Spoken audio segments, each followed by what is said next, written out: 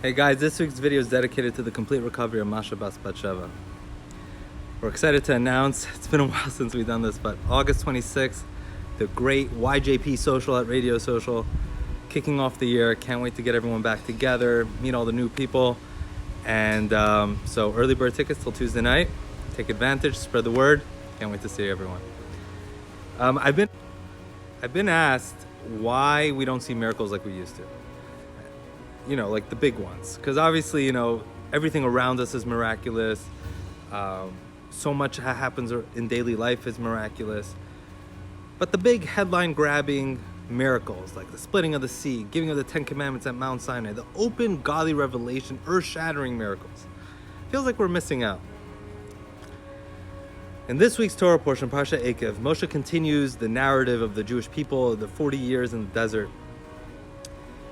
And we can really see the contrast between last week and this week, the highs and lows of the Jewish story.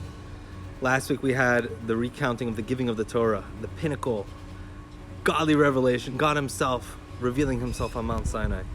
And then this week we have what happened afterwards, the lowest point, the Jews creating and worshiping the golden calf. What's interesting is that both of these stories are followed by statements of faith in God. And last week we have the Shema. We have the verse of the Shema and the first paragraph of the Shema. In this week's Torah portion, we have the second paragraph of Shema, V'hayim Shema. And when you put them side by side, they look very similar, but there are some subtle differences. A couple of those and I think by understanding the differences, we can see the different ways in serving God. In the first paragraph, there's a commandment to love God with all your heart, with all your soul, and with all your might, b'chol ma'odecha. All your might meaning your entire being. This is a level of serving God, of submitting to the oneness of God, no self, selfless, no ego. There's only God and nothing else. We are just totally submitted to God. All our being, b'chol ma'odecha. In this week's Torah portion, the second paragraph of Shema, it has to love God with all your heart, with all your soul, but not with all your might. It's like the ego's still there. The self is still there. We're a little more selfish, but we still have to connect to God, but it doesn't seem as high of a level.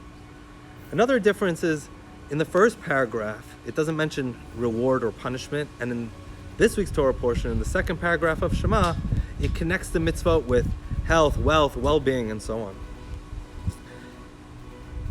It seems almost like it's two different eras. You know, when the Jewish people lived in the times of the desert and living in the times of Israel with the temple, they were living with revealed godliness, open miracles.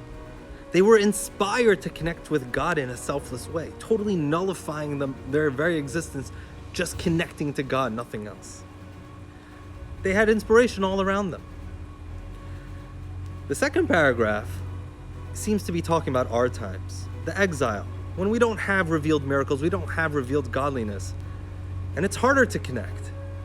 We're a little more selfish, our ego's a little more stronger, and it's harder to put that on the side and connect to God in the same way. So it seems like almost the ideal was back then. Was that the ideal time? But the truth is there's something that we have now that they don't have.